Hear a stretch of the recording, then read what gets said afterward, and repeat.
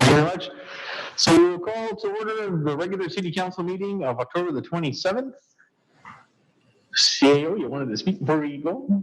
I was just going to respond to your next question. See, I'm just you're ahead of me.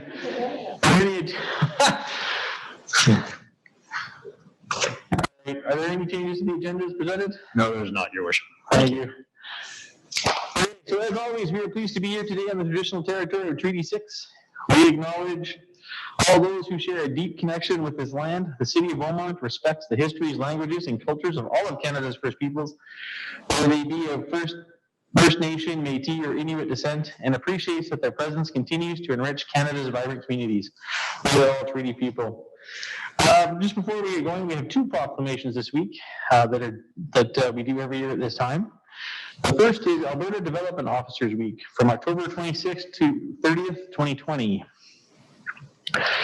Whereas a development officer is a current planning and development specialist with knowledge in current legislation, policy, and bylaws, systems and technical requirements for physical development within communities in the province of Alberta.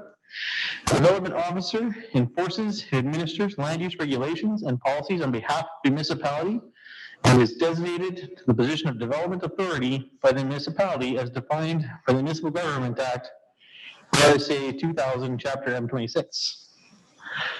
And whereas the Alberta Development Officers Association, representing professional development officers in Alberta, endorses Alberta Development Officers Week to recognize sound development and planning practices and the contribution made by the development officers to the quality of development within our communities and environments. And whereas Alberta Development Officers Week helps us to publicly recognize the work of our municipal colleagues in planning and development for the improvement of the city of Beaumont.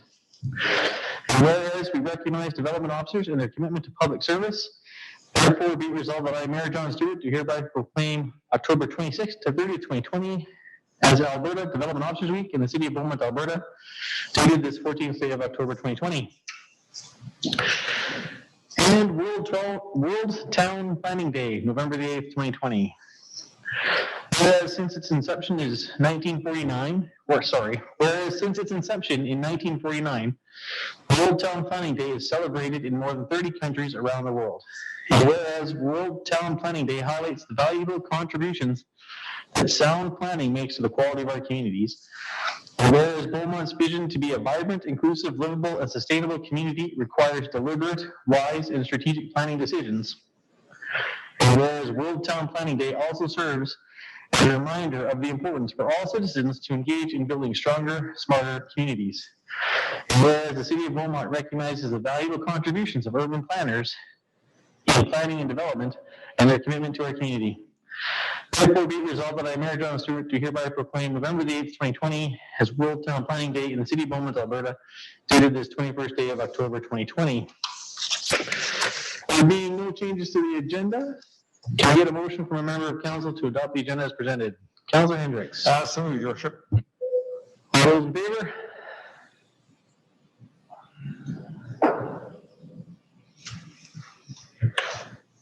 Councillor Stout. That carries unanimously. On the consent agenda tonight, I have a number of items, so I would move that council consent to approve the following agenda items without debate. Item 5A, organizational meeting minutes of October 13th, 2020. Item 5B, regular council meeting minutes of October 13th, 2020.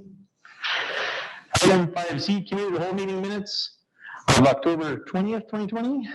Item 8A, SDA 18-06, Eaglemont Phase 7, Subdivision Approval Extension Request. Item 10A, Councillor Barnhart's report. Item 11A, our Beaumont Municipal Strategic Plan Quarterly Update. Discussion on the motion. Seeing none, all in favor? Hang on, sorry. There we go. That carries unanimously. Brings us to the open forum, and I'm told we have two this evening, Ms. Winter.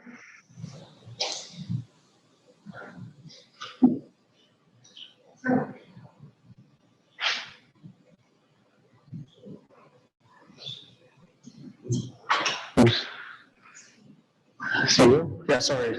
Yes, we do have 2 registered, and I believe, Jennifer, you're ready to go up on Zoom? You're gonna go first? Okay, you got yourself muted right now, or we've got you muted, one of the 2. Stand by a sec.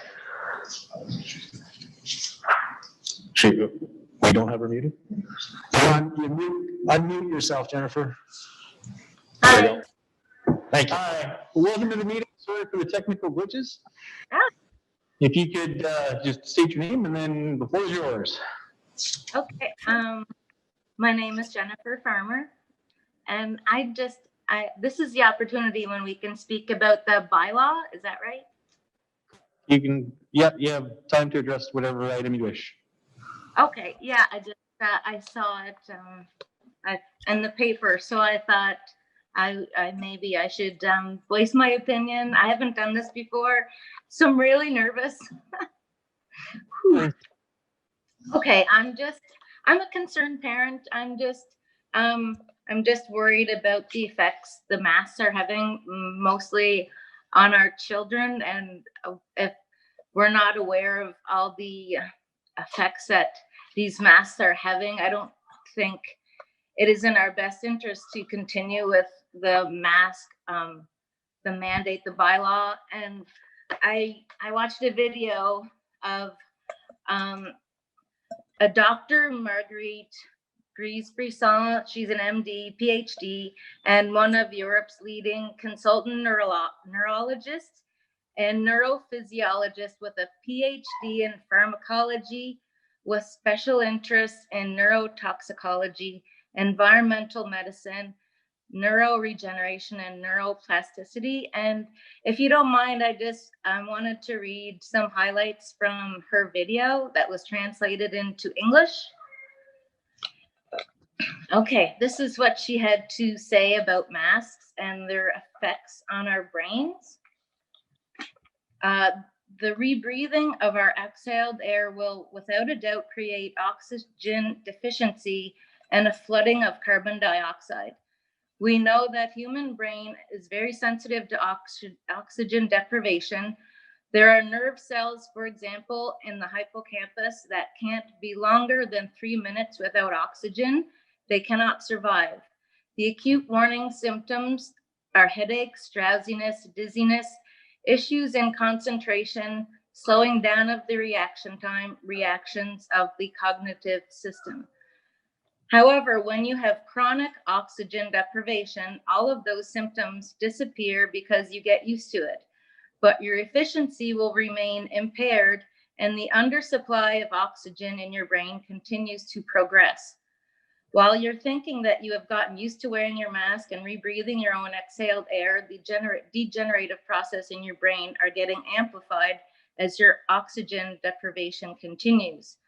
The second problem is that the nerve cells in your brain are unable to divide themselves normally. So in case our governments will generously allow us to get rid of the masks and go back to breathing oxygen freely again in a few months, the lost nerve cells will no longer be regenerated. What is gone is gone. There is no unfounded medical exemption from face masks because oxygen deprivation is dangerous for every single brain. It must be the free decision of every human being whether they want to wear a mask that is absolutely ineffective to protect themselves from a virus. For children and adolescents, masks are an absolute no-no. Children and adolescents have an extremely active and adaptive immune system, and they need a constant interaction with the microbiome of the earth. Their brain is also incredibly active as it has so much to learn. The child's brain or the youth's brain is thirsting for oxygen. The more metabolically active the organ is, the more oxygen it requires. In children and adolescents, every organ is metabolically alive. To deprive a child or an adolescent's brain from oxygen or to restrict it in any way is not only dangerous to their health, it is absolutely criminal. Oxygen deficiency inhibits the development of the brain, and the damage that has taken place as a result cannot be reversed. The child needs the brain to learn, and the brain needs oxygen to function. We don't need a clinical study for that. It's the simple, indisputable physiology. Conscious and purposely induced oxygen deficiency is an absolutely deliberate health hazard and an absolute medical contraindication. An absolute medical contraindication in medicine means that this drug, this therapy, this method or measure should not be used. It is not allowed to be used. To coerce an entire population to use an absolute medical contraindication by force, there must be definite and serious reasons for this, and the reasons must be presented to competent interdisciplinary and independent bodies to be verified and authorized. When in 10 years, dementia is going to increase exponentially, and the younger generations couldn't reach their God-given potential, it won't help to say we didn't need the masks. I know how damaging oxygen deprivation is for the brain. Cardiologist knows it for the heart. The pulmonologist knows it for the lungs. Oxygen deprivation damages every single organ. So, sorry, I tear up easily. So after reading this, I'm very concerned about the effects these masks are having on people, especially children. And I don't think anyone has the right to restrict another's breathing. And the choice to wear a mask should be ultimately up to the individual. Okay, I think that's all I need to say. Thank you very much for taking the time to share your views with us. We do appreciate it. Are there members of council listening to ask to present some questions or? No? Okay, again, thank you very much for your time and appreciate you coming in. Okay, thank you so much. I really appreciate your time.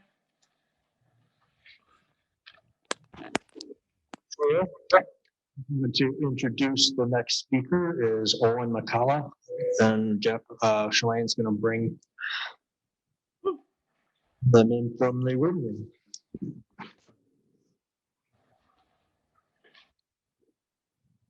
Okay, don't let them know that you're here.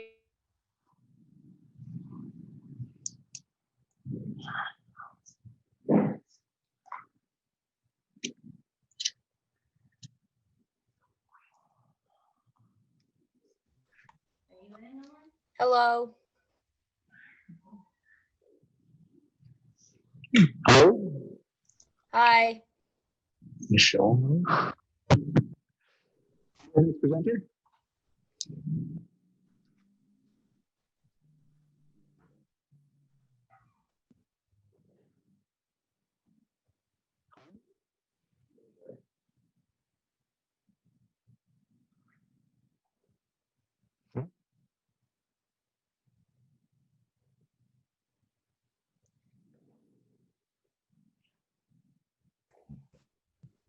Hi. Hello. Can you hear us? Yes, I can. Do you need to turn your video on? That's why. They've only turned the video on. Okay.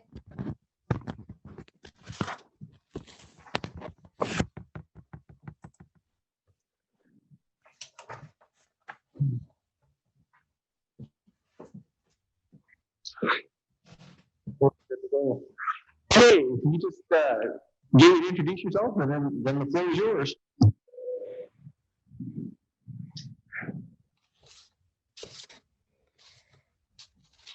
Okay. My name is Owen McCullough.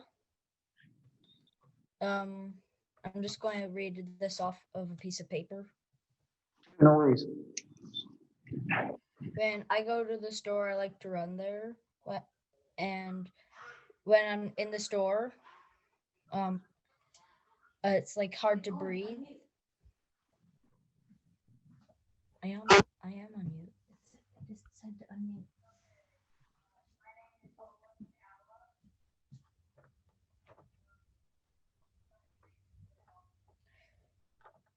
I have to put the mask on before I go in the store. When I am in the store, I am panting. I have to lift up the mask a little so I can breathe. I know what you're thinking. Don't run, but I like testing my speed, like how fast I can go and get back. When I put it on, I keep inhaling and exhaling really fast. It gets really hot under the mask, so I have to lift it up a little. Sometimes I get headaches after wearing the mask for a few minutes, but it goes away after a few minutes after I take it off. I don't like having to wear it, but I don't want people yelling at me to wear it.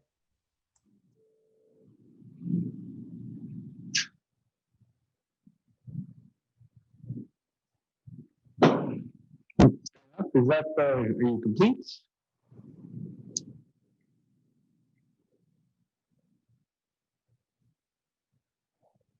What did you say? I'm just saying, like, are you finished your statements? Yes, I am. Oh, awesome. Appreciate you taking the time to address council tonight. Takes a lot of courage to do that. We're up to questions from members of council. Seeing none, once again, thank you very much for presenting. We'll take what you said under advisement tonight as we go to make that decision as we get further down the agenda. Thank you very much.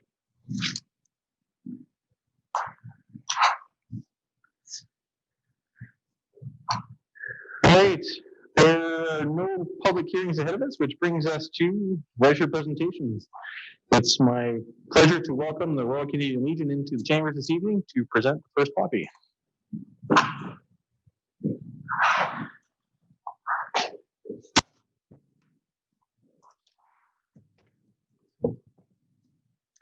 Good evening, Mayor, council members, administration, and public. My name is Linda Cuppins, and I'm the president of the Leduc branch number 108 of the Royal Canadian Legion. On behalf of our veterans and members, I am honored to present the first poppy for the 2020 poppy campaign in Beaumont to Mayor and Council. As the national symbol of remembrance, the red poppy reflects the ongoing gratitude we have for our fallen veterans, including military and RCMP veterans. This year, we also mark the 75th anniversary of the end of the Second World War. We honor, recognize, and remember all veterans, including those who served in World War II. We also acknowledge the sacrifice made by families on the home front. The 2020 Poppy campaign officially commences on Friday, October 30th, and goes until Remembrance Day. New this year, we have QRL barcodes applied to our poppy boxes so that people can use their cameras and donate electronically or by cash. Both options are available.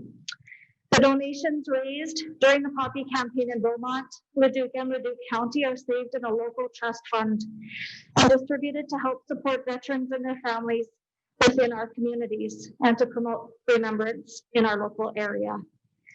I take this opportunity to give thanks for the volunteers that we have, and here in Beaumont, especially the Knights of Columbus, who help us with our poppy distribution. But I also take this opportunity to give thanks for the support that Mayor and Council and the members of this great community provides to veterans and families in Beaumont. Also regarding Remembrance Day, every year on November 11th, Remembrance Day, we mark the date in 1918 when the guns of the Western Front fell silent after 4 years of continuous warfare. It was the end of the First World War. This year, given the coronavirus pandemic, it's going to be different like everything else. Instead of hosting an in-person ceremony within Leduc, we are broadcasting the ceremony online through our website and Facebook pages. Doing it this way, we're following the pandemic protocols, but still providing the community an opportunity to participate. And we welcome members of Beaumont to also link in online as well. So I encourage everyone to join us online and mark the 2 minutes of silence at 11 o'clock a.m. on the 11th day of the 11th month to remember the sacrifices that have been made on behalf of the democracy that we enjoy. So with your permission, I present from a safe and healthy distance the first copy. Well, appreciate that. The national symbol of remembrance, like the poppy is the primary way we remember our veterans and thank them for their service. And anything that we as City of Beaumont Council can do to support that and work with the veterans, we're more than happy to do. So I'm more than happy to accept the first copy on behalf of the City of Beaumont.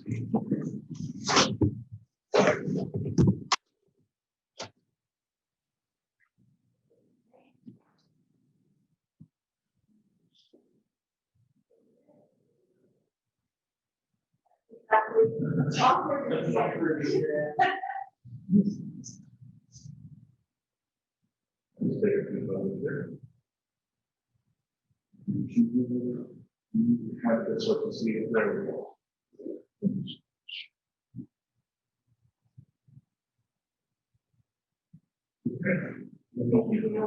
Appreciate that. Yes, thanks a lot. Thank you all again for your support. So a volunteer in Leduc came to the Legion, found the fabric, and donated all the proceeds to the Legion. So the Poppy Trust Fund has the proceeds as well. So we're very thankful for our volunteers, that's for sure. Yes. Yes, thank you. Awesome. Thank you very much. All right, so that brings us to item 8B, Council Policy C41, Conversion Therapy Policy. Mr. Raves. Administration has a brief presentation to just run through, really just an outline, speaking to it of what has led us up to this for both the policy and the bylaw. For this item, I'll then describe the policy. When we get to the bylaw piece, I'll just run through the bylaw at that point. So to begin, on September 15th, 2020, Committee of the Whole at that meeting, Council directed administration to bring forward a standalone conversion therapy prohibition bylaw, as well as a council policy in opposition of conversion therapy. Administration has developed these and now brings them forward to council. In the interim, on October 1st, 2020, the federal government also reintroduced legislation to criminalize the practice of conversion therapy related conduct in Canada. And so this piece of legislation adds 5 offenses to the criminal code related to causing a minor to undergo conversion therapy or removing a minor from Canada to undergo conversion therapy, causing a person to undergo conversion therapy against their will, profiting from providing conversion therapy, and finally advertising an offer to provide conversion therapy. It is the municipality's understanding that the changes presented by the federal government through this legislation would not preclude the municipality from moving forward with both this policy and bylaw at this point. However, the municipality can certainly review the bylaw and policy in the future if and when the federal government or a provincial government fully passes changes in relation to conversion therapy and its practice in our community. Now to just review the policy quickly. This policy explicitly states that the City of Beaumont is in opposition to and condemns the use of conversion therapy. It reflects the structure and presentation of a policy that Strathcona County has passed that is of a similar nature. The policy provides additional measures to reflect the municipality's official position on conversion therapy, and that it restricts the use of city resources and funding to organizations that practice and promote conversion therapy. The policy reflects the direction provided by council in that it clearly defines the opposition to this practice and provides tangible methods to demonstrate this position. And so administration recommends that council approve Council Policy C41, opposition to conversion therapy policy, as presented in attachment 1, and we're open to any questions at this point. Very much appreciate the presentation this evening. Is there a member of council willing to move that we approve Council Policy C41, opposition to conversion therapy policy as presented in attachment 1? Councillor Swain. I can move that. Thank you very much. Discussion on the motion or questions for administration? Start with questions. Councillor Swain. Yeah, thanks. So first of all, thanks very much for all the work that's gone into this. An incredibly important piece for our community here. A couple of things I wanted to address. First, the actual title of the policy. I'm wondering if we could make it more consistent. The policy right now says opposition to conversion therapy, whereas the bylaw that's coming up later on says conversion therapy prohibition policy. So I just think we should be consistent. It should be conversion therapy prohibition policy and conversion therapy prohibition bylaw. So I'm just curious if administration has any concerns with that change. Mr. Reeds? So through your worship to Councillor Monkoff Swain, administration recommends the current form of the policy's title in that it more directly corresponds with what the intent of that policy is, and that it's more so in presenting council and the municipality's opposition to the practice of conversion therapy. There's no part of the policy that states that this is a prohibited practice. And so we would recommend moving forward with just the current title of the policy. Just to follow up, I would challenge you on that. I think using the word opposition is already starting off on a negative context. And anytime we're talking about opposition, we're winners and losers. Essentially, we have the same language for the bylaw, so I don't know why it would change for the policy. So I don't think you and I, Mr. Yates, need to go back and forth on that. I'll leave that up to my council colleagues, ultimately on where we want to go. But I would recommend changing the name of the policy to conversion therapy prohibition policy. That's step one for me. I've got a follow-up, if that's okay. You would? Did you? Essentially, the next part that I wanted to talk about was the actual definition itself. So in the policy, and this will apply to both the policy as well as the bylaw, and hopefully we can have it in one discussion. So when we had this initial conversation a while back that you referenced, when we talked about using some example or an example of the Calgary version for the bylaw that was previously in place. The policy that you've put in front of us matches up with the Strathcona County one, which is recommended, so I appreciate that. Everything but the definition. So for some reason, we seem to have mashed up the definition using multiple jurisdictions, be it municipal, provincial, and federal. So I'd like to suggest a change to the definition, and I'll explain why. Essentially, right now, the definition that I'll be recommending and we'll bring up on the screen here in a second has been reviewed multiple times. Multiple municipalities are adopting this. It is the clearest definition that we can find. It is designed to withstand a legal challenge and to be simple and easily understood. I think the bylaw, and thank you, Ms. Winner, for putting it up on the screen. The current definition there, I think, is convoluted. It's not as comprehensive or easy to understand. And a couple of concerns that I do have with it. In the practices, conversion therapy includes various physical treatments, chemical, etc. Anytime we start listing out things, it makes me very nervous because you're always wondering who you're going to miss out. What potential things are you missing out? And so the listing out those things, I strongly recommend against. And so by listing things out, it leaves wiggle room for people to potentially look at that and say and define it as something different and say, well, that's not specifically put out in your policy. So the proposed definition on the right is a much broader term. So that's one reason why I am opposed to the current definition. The second and most important one is that I think that the current definition actually moves beyond the jurisdiction of what a municipality actually can do. So if you look at that last paragraph up there, it talks about including clinical assessment and treatment by a medical professional, That's creeping into the realm of the health sector, which, as we all know, not part of our jurisdiction. That's a provincial role, and that would significantly open up the challenge from anyone willing to question whether this bylaw is in fact within the jurisdiction of a municipality. So again, we have the model that was put in front of us up there on the right, the proposed definition.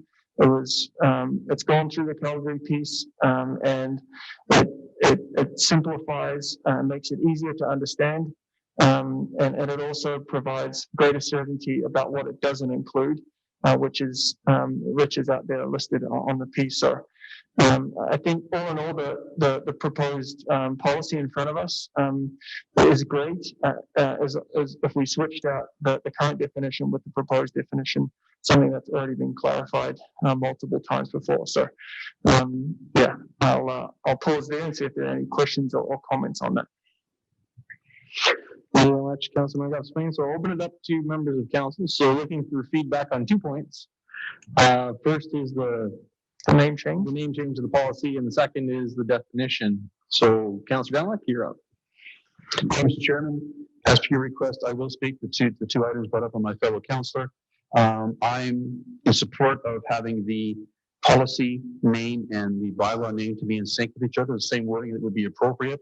I'm fine with the suggestion that the conversion therapy bylaw wording, sorry, my computer just didn't open the document here for a second, stating conversion therapy prohibition bylaw could be also conversion therapy prohibition policy. I'm fine with that suggested amendment. If that's where we go, I can support that. My second thoughts are along the lines of the definition. I've had a chance to review it as well too, and I'm going to support the suggestion that we change the definition as what's on the screen on the right side, saying proposed definition. And those are the 2 points you asked about. I have another question, if I may, if you don't mind. Yeah, sure. Thank you very much for answering those 2 points. And yeah, Thank you. I could, to our presenter, please. In the policy itself, it talks about we had referenced Strathcona County's approach. And I'm getting, my memory suggests that we discussed this suggestion of this topic a few months ago. We talked about the Calgary and Edmonton having a similar type of policy on conversion. So I'm wondering why in our RFD it only talks about Strathcona County as opposed to Calgary or Edmonton. Not being critical, just asking if we focus on one municipality as opposed to, I thought we had talked about Edmonton and Calgary also having similar policies, and what was the logic of just using Strathcona as the model for our bylaw, please? Thank you. Through your worship to Councillor Daniluk, with the policy piece and what was reviewed for this specific RFD, it was focused on the Strathcona County policy, and that was indicated to be the primary example and main piece to pull from for setting up a policy like this. I may defer to Ms. Winters just to clarify, as I wasn't there for that previous committee of the whole meeting, when we may have discussed a City of Edmonton or City of Calgary approach. Thank you. Yes, just to confirm that that's the direction that we heard is have a look at Strathcona County as they had a policy, and to look at Calgary as a template for the bylaw. So that's what we did.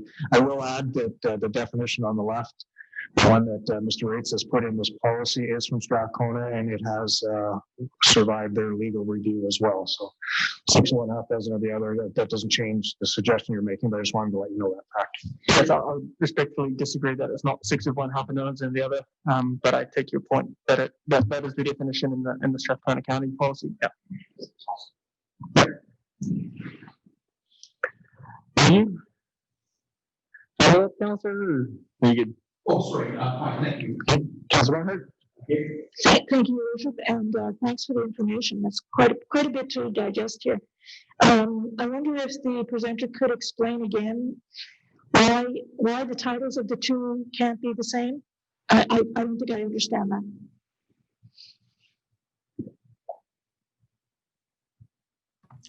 Sorry about that. Sorry about the pause. Yes, through your worship to Councillor Barnhart, the titles of the policy and bylaw are differentiated because the policy and bylaw have different intents and impacts. The policy is focused on taking a stance and providing tangible ways to enact that stance, but does not actually prohibit the policy, while the bylaw focuses on prohibiting the practice of conversion therapy. So that is why they would be differentiated from one another. Thank you. That does make sense to me. So at this point, I would agree keeping them separate. I agree it's confusing, so I do get the point. But and I would say as well about the definition, from the administration of a policy point of view, does all of the detail you've included in that current definition make it easier to enforce the policy or explain the policy? It's a lot, and again, to Councillor Swain's point, once you start listing, there's a real danger of leaving something out. I'd like to again know if you would be okay with the definition as proposed, because it does look simpler to me and it makes sense, but I'm wondering what your reason might be for making it more complicated, if that makes sense. Yes, so through your worship to Councillor Barnhart, yes, and maybe I can provide a bit more of a background between the difference in the choice made by administration between these two definitions, as these were the two main definitions that we were looking at when moving forward on this policy and bylaw. We decided to move forward with standardizing the approach to definitions between the two policy and bylaw, just to keep those consistent and make sure that they were speaking to the same thing within a singular community. And we opted to utilize the definition provided by Strathcona County, as it was more comprehensive. Administration is of the stance that the use of or would allow conversion therapy, using or in the definition of conversion therapy as it is in that second paragraph, that does open it up to further interpretation. And the last piece that I'm thinking of here is the definition provided by Strathcona County does dictate the harms that are associated with conversion therapy a bit more clearly, which was something that was stipulated within the bylaw discussion from council, that the municipality needed to clearly dictate the harms that would be associated with conversion therapy within a bylaw for it to be a strong bylaw. So where that comes through within the Strathcona County definition would be this traumatic, shaming, emotionally coercive, and those previous pieces of the definition too, those more clearly speak to the harms associated with the policy or with the practice, sorry. So that hopefully provides the background and answers the question around the two definitions that we have in front of us. Just one follow-up. Oh, go ahead. Sorry. So we have a legal opinion on these definitions, or do we not yet? Yes, so the both policies would have received legal review in the municipalities that they were reviewed within, and then we have been receiving legal assistance through this process when developing these policies and bylaws. So yes. Thank you for that.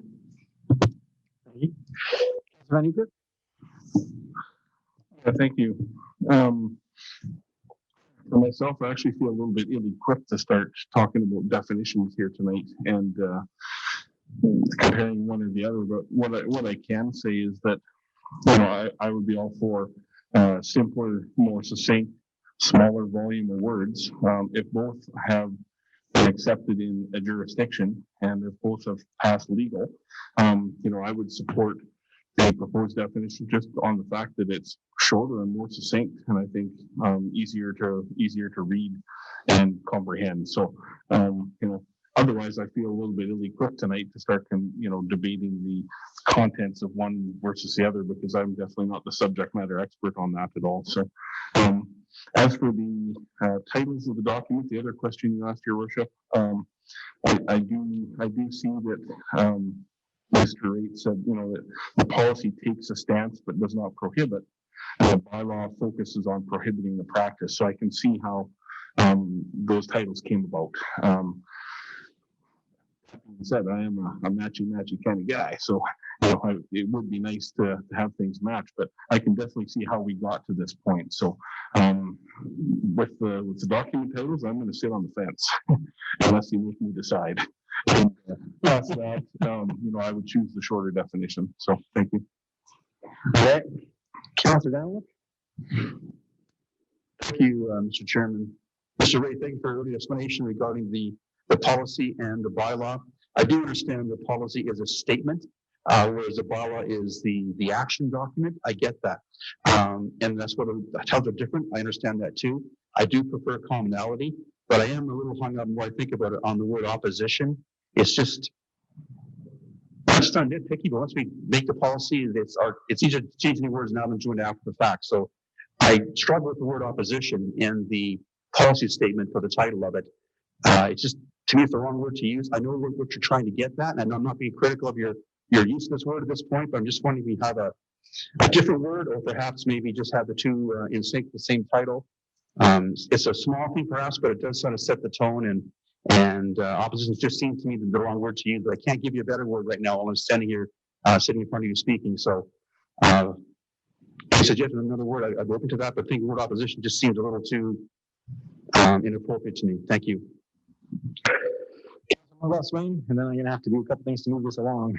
Yeah, so I think I'd just quickly go back to the point that no one's really addressed that the last part of that current definition opens up a legal challenge. It talks about it, and it creeps into the health sector, which obviously is not our role. So these aren't my words. I'm certainly to Councillor Van Nieuwkerk's point, I'm not the expert. I've been talking with many leading experts along this, and they strongly recommend the proposed definition that's in front of us. It's simpler, and so I think that had we contacted those folks, they would have received that advice as well. So I'll leave it there. On the name, it's not a hill for me to die on. Again, I mentioned my point around opposition. If folks want to stick to the name change, I don't think it makes a difference. I think what we're trying to do here is provide some simple, clear policy statements for the community to understand, and so that's where I like the simplicity of it. But the name, not a hill to die on. The definition, absolutely one for me. Appreciate that. I've been handicap in the room, and unfortunately there's no clear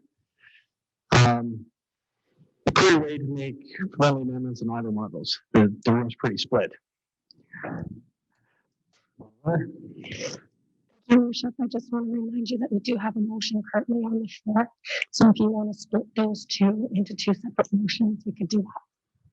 So say that again.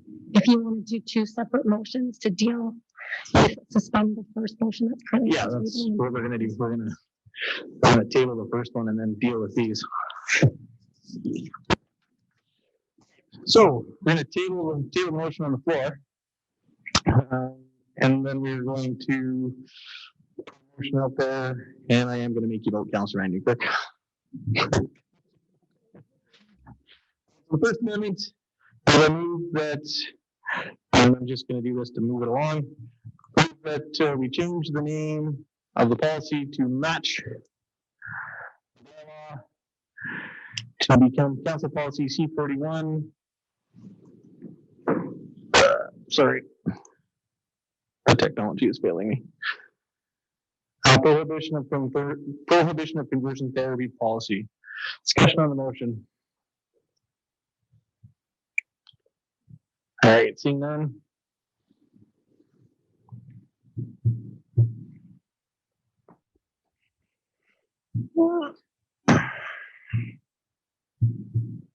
Okay, here we go. Seeing none.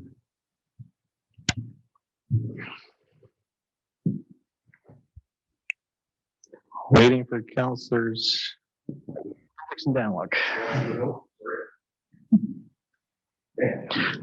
That passes 4-3 with councillors Danwick, Stout, Monkoff, Swain, and Van Nieuwkerk in favor, and opposed councillor Barnhart, councillor Hendricks, and Mayor Stewart.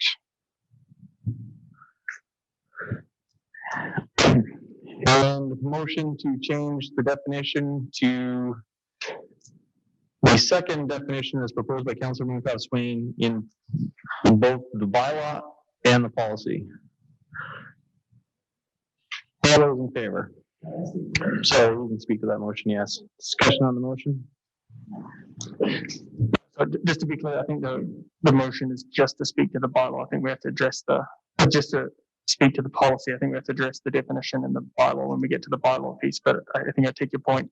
I guess all I would ask is that if people are concerned about this and are thinking of voting no, that they speak now, I guess, and you can give me a chance to answer any questions that they may have so that we don't get a vote and then I don't get a chance to rebut. So that's all I wanted to make is if you're intending on voting no, obviously no problem. That's your right. But maybe give me a chance to help. Thank you. Councillor Barnhart. Thank you, Your Worship. And I don't mean to be putting Councillor Mooncalf-Swain on the spot because I actually think the administration needs to respond as they're the ones that developed the policy. But feel free, Councillor Mooncalf-Swain, to respond. But I've not really got it in my head. Words are important, and it seems to me that there's a significant difference. There's a lot of words there, so there's a significant difference why the administration must have chosen all of those words. And again, I go back to, I think it's probably about being able to apply it when people are coming forward for grants, use of space, facilities, and that's what this policy is about. And I don't want to handcuff the administration and not allow them to put into the definition what they need to put in there so that they can apply this policy appropriately. So I think I'd like to hear the administration's response to that, and then Councillor Mooncalf-Swain, if you want to add to it, I'd like to hear that as well. But I agree with simplicity, but not if it means we're leaving it so vague that it's not worth the paper it's written on. Why are we doing this? We're doing this for good reason, and there's lots of words there. And I agree it opens up many cans of worms, but is there some wordsmithing that can be done to make it better? Is that what it is? And I guess the only thing I want to add to that is it seems like there's been experts that you've contacted, Councillor Mooncalf-Swain, but the administration hasn't done that on our behalf yet.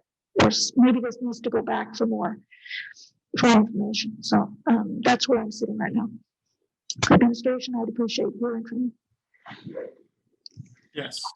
So through your worship to Councillor Barnhart, the piece that you had highlighted there about what would be needed details-wise to enact this policy when, contemplating grant funding and that sort of thing. The amount of details do help clarify and would provide back up for the decisions being made by administration to enact that policy and follow the direction presented by council.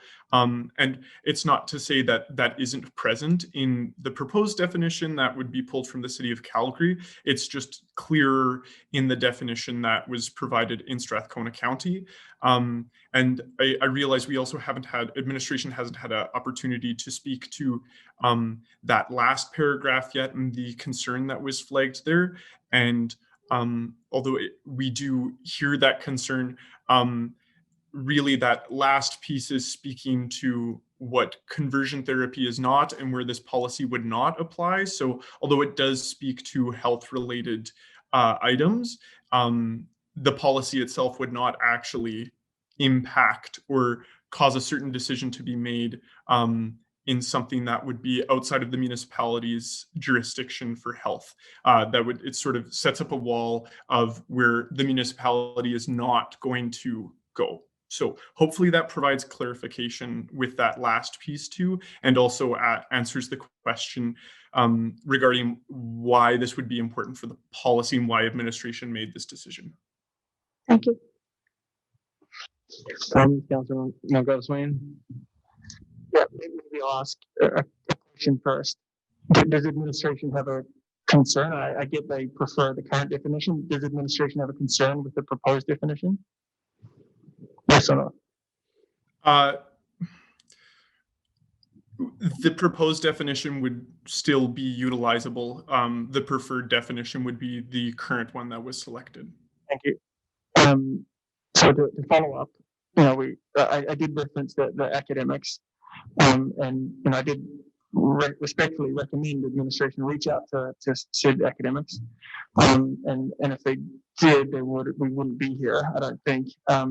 The whole purpose of the Calgary definition is it was built upon other municipalities going through this process, and where they landed was a lot of work, a lot of thought has been put into this. Again, designed to withstand legal challenge, to be simple, easy to understand, and to implement. So, I would be concerned by passing this policy, if we have the current definition as is explained to me by the leading academics have gone through this. So, again, I'll hopefully that point is clear. I don't want to be in a position that I'm voting against the bylaw that I want to come in play, a policy that I want to come in place. So I'll leave it there. Thank you. Appreciate that. Seeing no further request to speak. Call question.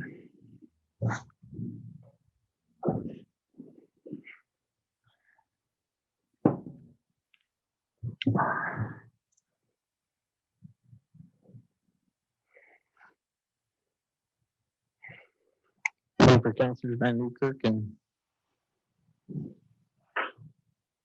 question. Yeah, just wondering if you can clarify the question and restate the question, please.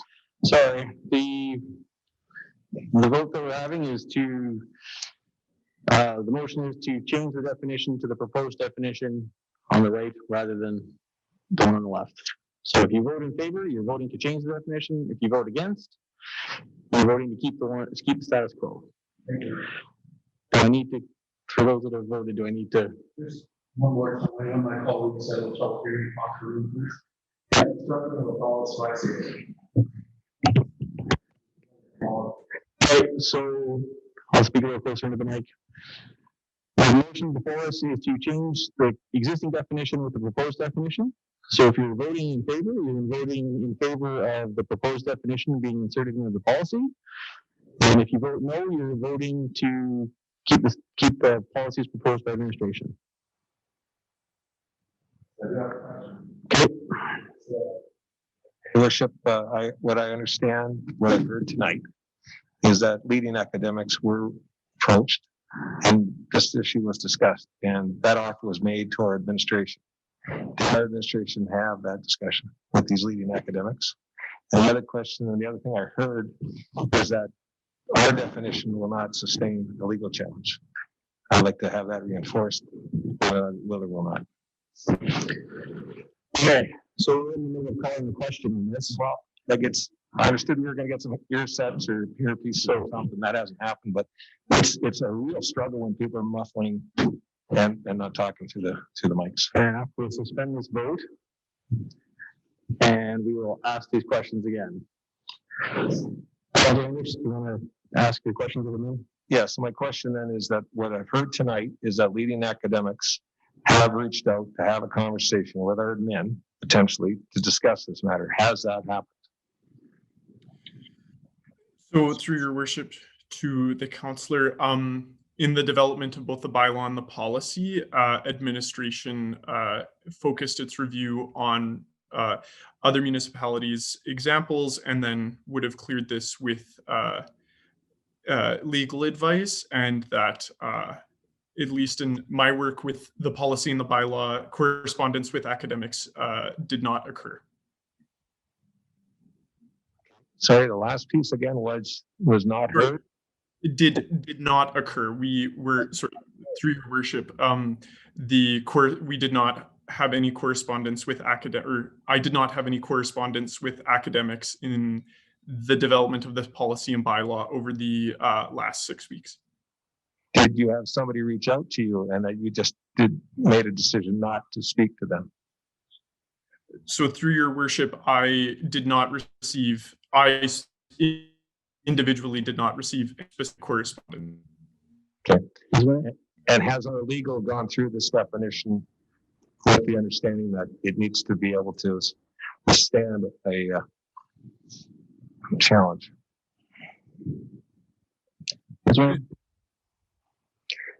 Thank you, Your Worship. Through to Councillor Hendricks. Okay, can I answer a couple of these questions? I'll have to forgive me.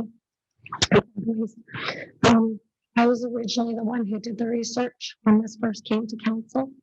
When I first brought it to the committee of the whole, I was working in conjunction with FCSS, through the social workers and the psychologists, reaching out to other municipalities as well, working with our legal department.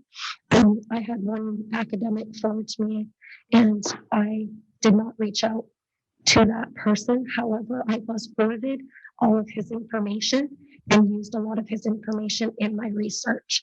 With regards to the policy that's in front of you, it has been through our legal department as well as various other legal departments with the municipalities that we've discussed with Strathcona County. And one of the principles we try to operate under with council is the George Cup rule regarding, creating policy on the fly. So hence one of my concerns. Thank you. Thank you. Councillor Barnhart.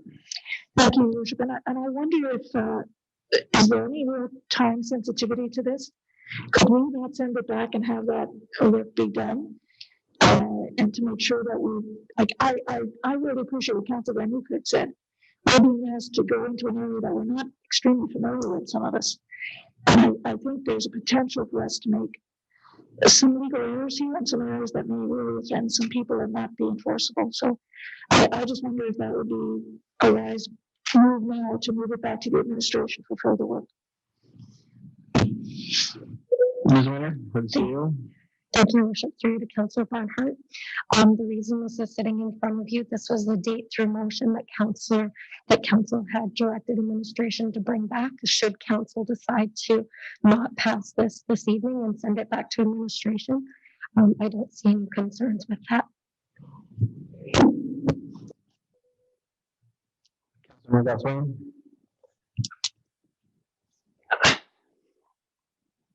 I'm trying to be careful with my words here, respecting a lot of folks involved in this. We have the proposed definition. I totally respect the comments around making things up on the fly. If I was out here, typing away and trying to come up with a definition myself, I would be absolutely in the same boat. This is a proposed definition that administration admitted that they didn't have a concern with. It's passed through Calgary. All the leading academics recommend using this proposed definition. So we're going off our own city recommendation, who didn't reach out to the leading academics to have this conversation. It's clear out there. It has gone through legal tests. It has not. It's gone through. There have been no legal challenges on it. And so to send it back to administration to go back and ask a question of legal experts, what I know what the answer is going to be, and that's why I'm asking them to reach out to them so we wouldn't have to get here and go through this again. I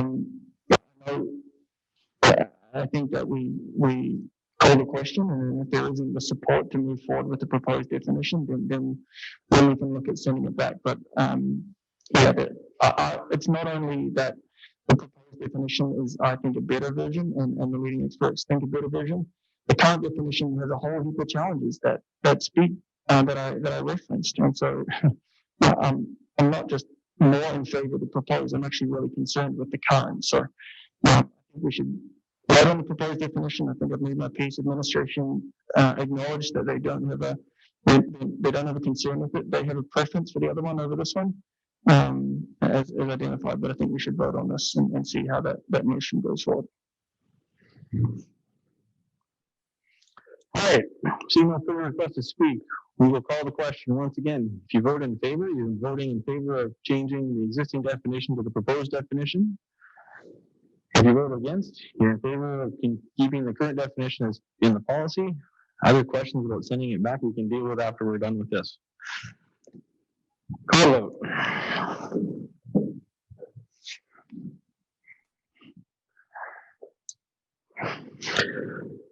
That motion fails 4-3. Councillor Stout, Barnhart, Mayor Stewart, and Councillor Hendricks voting no. Councillor Daniluk, Munkoff, Swain, and Van Nieuwkerk in favor. So we have a vote, we have a motion that we currently tabled. The two votes we just took will amend that motion to include the two amendments. Discussion on the motion as amended. Councillor Swain. Help me out with the process here, but I want to throw that motion out and go back to administration and get them to reach out to the academics to get the answer that we've asked for and to bring it back to council. So help me figure out the motion, how we do that. Table the motion again and you make a new motion to send it back for more work. Okay, I'll table the motion. And I'll make a motion to direct administration to reach out to academics. Recommend to Dr. Chris Wells on this to review the proposed definition, and if we need additional legal review, we'll do that as well. And I'd ask them to bring that back by the next council meeting. So so I understand this, and maybe Ms. Winder needs to correct me on process here, is we just had a motion to vote to change a definition. It wasn't passed, so now we're tabling a motion to send that definition to an academic. But the reason why people voted against it was because there was administration didn't get the clarification from leading academics.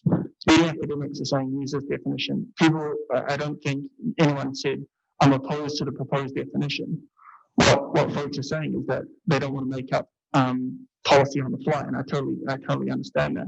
So what I think, and other folks can weigh in, but I think people would be more comfortable with the proposed definition if administration has gone back and spoken to the academics who have worked with many municipalities, including Calgary, including Strathcona County, including St. Albert, to go through that process. And if they brought that back and said, yep, we're checking with academics and they actually prefer this definition, it may change. I hope it would change anyway. People who are leading academics in the field, I hope it would change administration's mind on where their recommendation would be. So I think what we're asking is for administration to go back and check on that proposed definition to ensure that we get it right. Okay, but I just want to again clarify that administration has no objection to either of those definitions, and we've been clear about that. So it's not administration that's making this decision. It was a vote of 4-3 by council. So I just want to make that clear. But if you want to send it back to an academic, we'll do that. I'm just not sure what we're bringing back. That's what I'm trying to clarify. I would just challenge it that the wording of the motion is poorly worded then. But and I get we've gone through and we've been through and done that. And that's why I asked if anyone had a question and wanted to challenge it, then let's talk through it and don't just vote on it. So Councillor, don't take this the wrong way, but you lost that vote 4-3, and now you're pushing hard to continue down your path. I'm willing to give you the vote to see if there's some appetite from council to send it back. If there's no appetite from council, we're going to continue down this path tonight because that's the recommendation that's from and in. The vote I'm going to give you.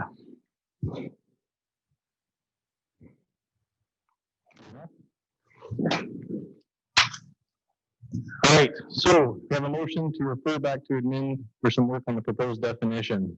Discussion on the motion.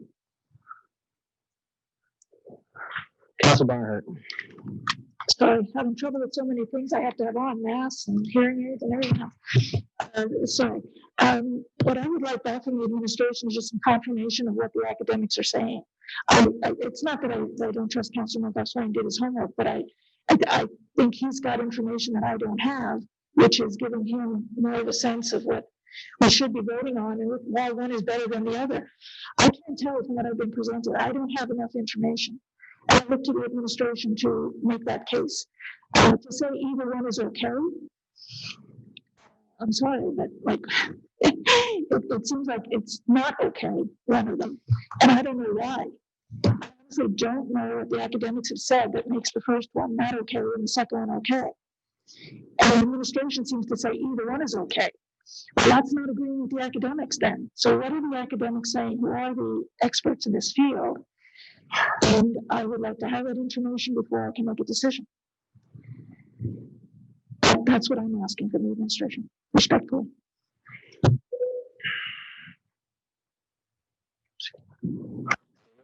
I'm not sure how to respond to that.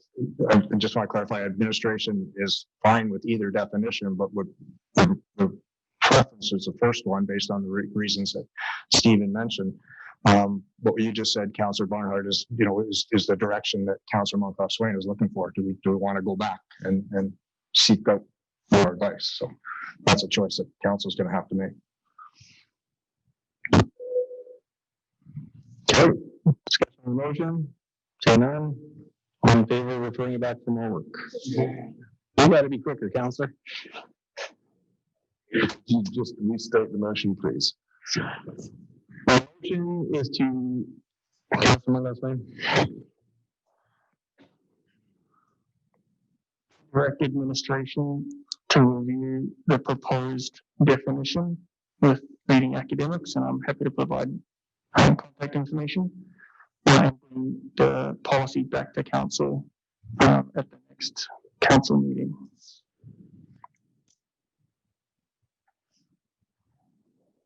Thank you. Thank you. Question.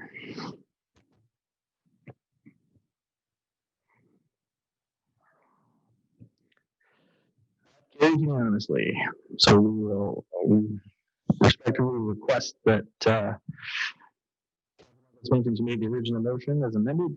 If you would withdraw that so that it can come back later. Thank you. And with two, actually, I just want to check. COO, do you have enough info? Yes, we do. A suggestion I would make is we possibly pull the next item. No, there's not much point in having that discussion. Yeah, that was my next go-to. Depending on how council wants to deal with it, it is only first reading. We could pass first reading and then make amendments to it later, or just withdraw it all. Withdraw. Right, so we're going to withdraw item 9A, while we deal with council policy C41. Let's do item 9B, bylaw 99-20, temporary face covering bylaw, first, second, and third reading. Director of Protective Services.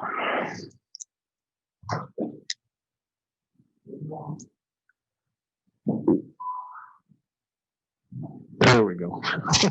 My apologies. Good evening, Your Worship, members of council. It's a pleasure to be here with you again here this evening. Administration is before you this evening to present bylaw 990-20, temporary face covering amendment bylaw.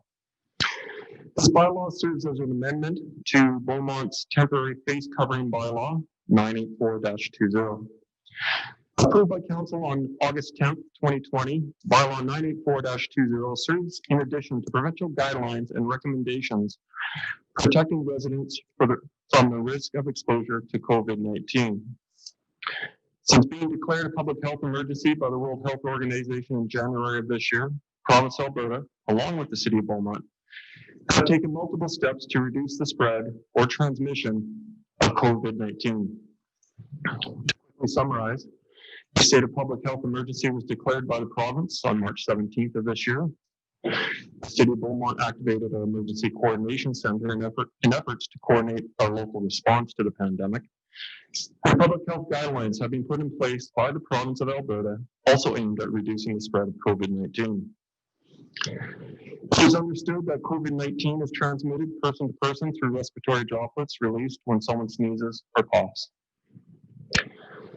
Request, bylaw 984-20 was originally presented to council on July 30th, 2020, receiving second and third reading later on August 10th. Bylaw 984-20, temporary face covering bylaw, requires all residents and visitors to the city to wear a face covering in a city facility, on public transit, and in all public premises. Passed, bylaw 984-20 was, when bylaw 984-20 was passed, the city of Beaumont had 0 cases of COVID-19. In the Edmonton zone, there was a total of 276, and in the province, a grand total of 1,397. Since the passing of the bylaw and of today's date, total number of complaints received regarding the wearing of temporary face coverings has now reached 14. The RCMP has responded to 6 complaints, while Beaumont Municipal Enforcement has now responded to 8. Important to note that no tickets have been issued under bylaw 984-20. As of today's date and presented on the Government of Alberta website, the City of Beaumont now has had a total of 63 cases of COVID-19. 26 are active, 36 are recovered, and it was very unfortunate to discover that we have now had one death within our community related to COVID-19.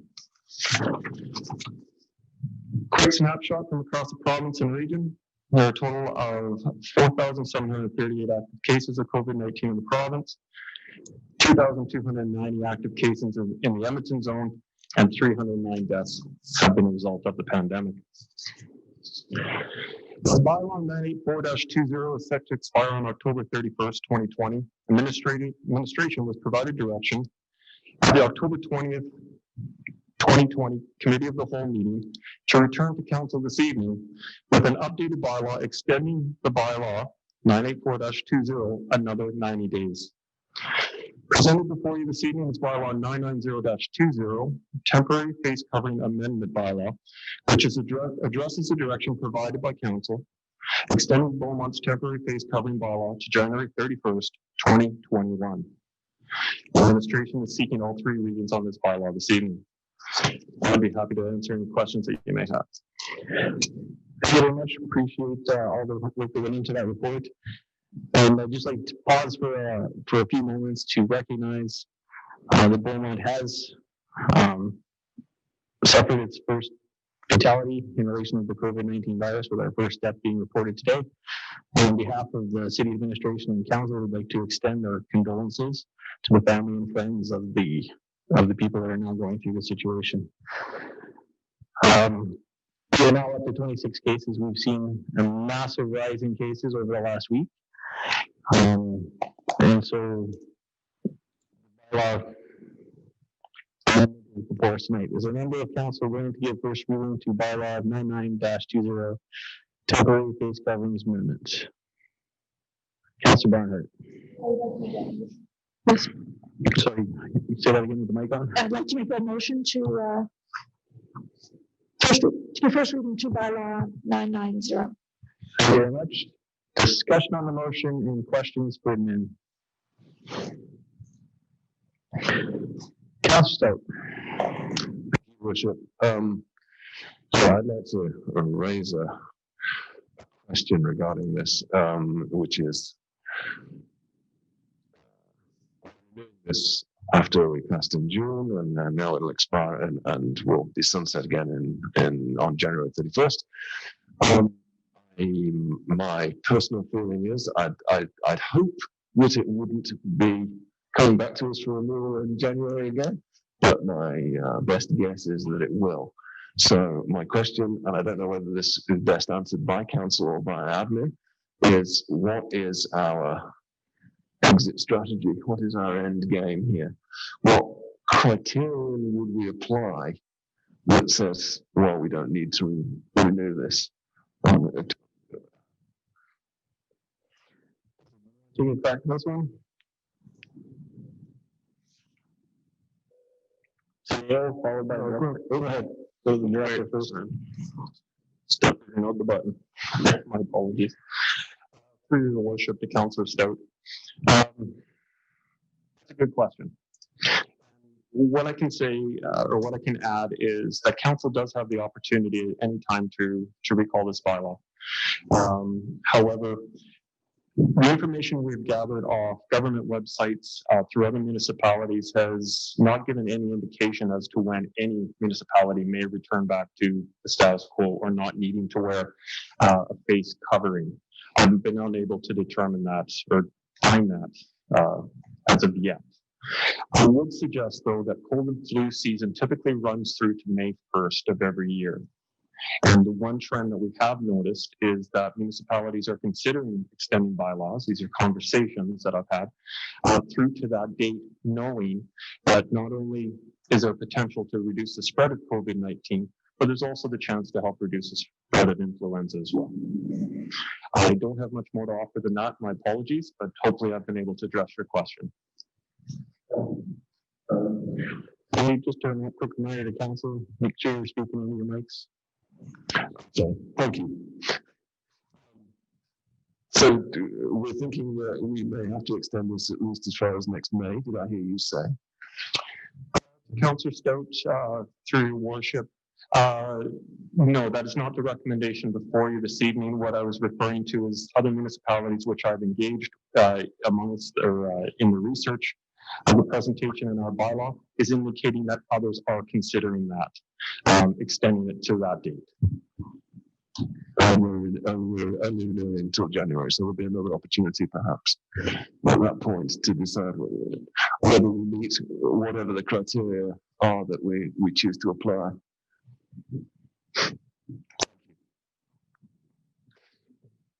Questions or discussion on the motion? Seeing none, call the question. Hang on. First reading. Unanimously, so member of council willing to second reading. So moved, your worship. Call the question, sorry, discussion on the motion? Councillor Danwick. Mr. Chairman, I'm sure many of my council colleagues have had numerous discussions with various people on both sides of this issue. Those opposed masking, those of course are in favor of it. I did speak to a couple of people, and one had mentioned to me his opinion.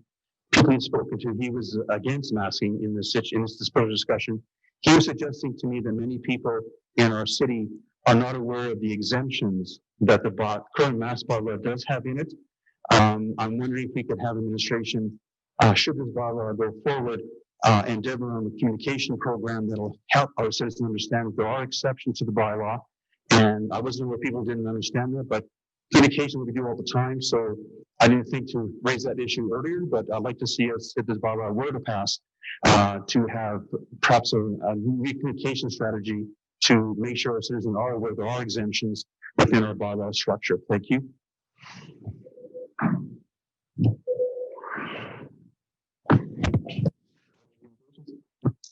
Through your worship to Councillor Danwick. Yes, that is something we can certainly put into consideration, that now that the bylaw is being extended, we will need to communicate that information to residents. When we did introduce when the bylaw was first implemented, there was significant communications, including details of the exemptions, in the Beaumont newspaper, as well as on social media, the website, and in communication sent to all businesses. And we also distributed posters to all businesses that did mention that there were exemptions. However, we will reinforce that message again, because we will need to communicate with residents that the bylaw, if passed tonight, will be extended. Thank you very much. Follow-up, Councillor, you good? That's good, thank you. Councillor, Thank you, worship. My regrets, I probably should have mentioned this during first reading, but I'm delighted to hear that we didn't actually issue any fines on this bylaw, because as you probably recall, I was opposed to fining people for non-compliance, and I would much prefer that we directed our efforts to persuasion and reasoning, and where necessary, education to follow up on this bylaw. So very happy to see that.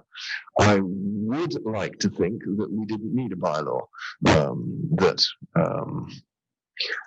we would get 98% or 99% of our residents wearing face masks in public places whenever they go in. Without a bylaw, it would be nice to, but I was rather disabused by that idea by an experience quite recently in a liquor store where I counted upwards of 10 people not wearing masks, and maybe 3 or 4, including myself, wearing them, which was dismaying. That said, I don't have a question here. I'm just observing the need for a bylaw, unfortunately, so that we can prevent the transmission of this disease.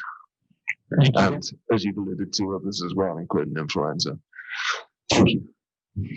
Thank you, Councillor. Councillor Danwick, follow up. Thank you, Mr. Chairman.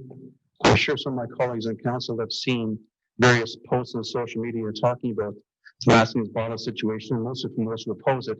The very few of I've seen myself, but I did see 3 or 4 people suggest that they do not shop in Beaumont because of the mask bylaw. And I think it's very responsible of our citizens to penalize local businesses because of the political position they're taking themselves. If there was a time to shop local in Beaumont, now is the time, especially given the circumstance of our economy and the situation of the pandemic. So I would encourage people in the mask bylaw, should the mask bylaw pass, that our citizens will not penalize businesses by taking business elsewhere outside our borders. Thank you very much. Yeah, seeing no further requests to speak, call the vote. All in favor of second reading? Passes unanimously. At this time, in order to have third reading, I move that Council unanimously approve third reading, or moving to third reading. All those in favor?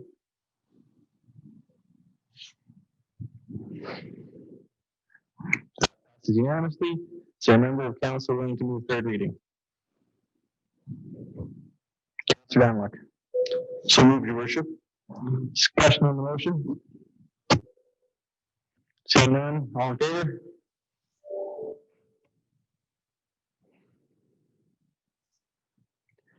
Third reading passes unanimously.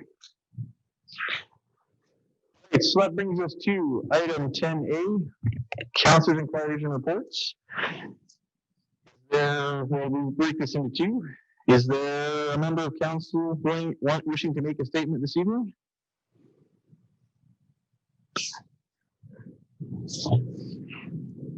Councillor Mallett. Thank you, Your Worship. I did mention on behalf of council on the COW meeting last week, Staff Sergeant Egan retiring. It wasn't in the minutes, the COW. I saw him to change the minutes. I'll make a statement now in the current evening's minutes. As you all aware, council and those public at home, the Citizen Advisory Group is chaired by the RCMP as a community group to get information for the RCMP about community policing. Staff Sergeant Egan is our detachment sergeant. He is now retired from RCMP. His last day was last Monday, the 19th of October. On behalf of council, I thank him for his support, his leadership, and his excellent service to the city of Beaumont while he's a tenure as our detachment commander. The RCMP are actively looking for a replacement and hope to have him in due course. So on behalf of council, I thank you for his service, and he was very grateful for that. Thank you very much. I'd like to be in the minutes if we could, please. Thank you. Thank you very much. Seeing no further requests to speak, is there a member of council with a question for an inquiry of administration this evening? All right, seeing none, CAO's updates. Well, considering we put the strategic plan on the quarterly update, I had no other items. I know we've got a number of closed session items, so I didn't want to prolong this. So thank you. Thank you very much. We have no correspondence items. Notice of motion. Councillor Barnhart. Thank you, Your Worship. My notice of motion tonight is, since the City of Beaumont is an active member of the ABMA, which is the Alberta Bilingual Municipalities Association, and has been involved since the association was formed, I would move that council formally endorse the appointment of a councillor as a representative to this association, and that this appointment be added retroactively to the list of appointments made this year at council's organizational meeting. Thank you. Thank you very much. We'll accept that notice of motion. Next items are in closed session. Can I get that motion from the member of council to move us into closed session? Councillor Stout. So moved, Your Worship. All in favor?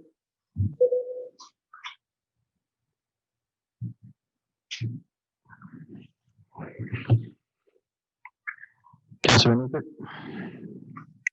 That carries unanimously. So we'll now move into closed session, and we will take 5 to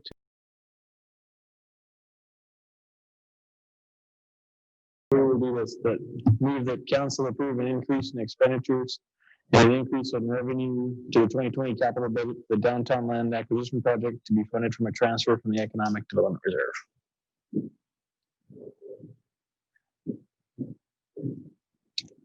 Oliver? Okay. Yeah, no, I was waiting to make sure we got the right motion. We don't have to come back here for a special meeting to complete this project.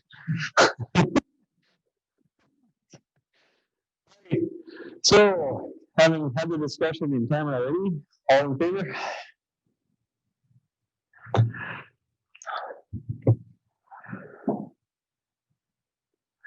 Carries unanimously. Thank you very much. Once again, appreciate all the hard work tonight. We had some tough discussions, some good discussions. And we will pick this up again at our next regularly scheduled meeting. Once again, and the meeting is adjourned.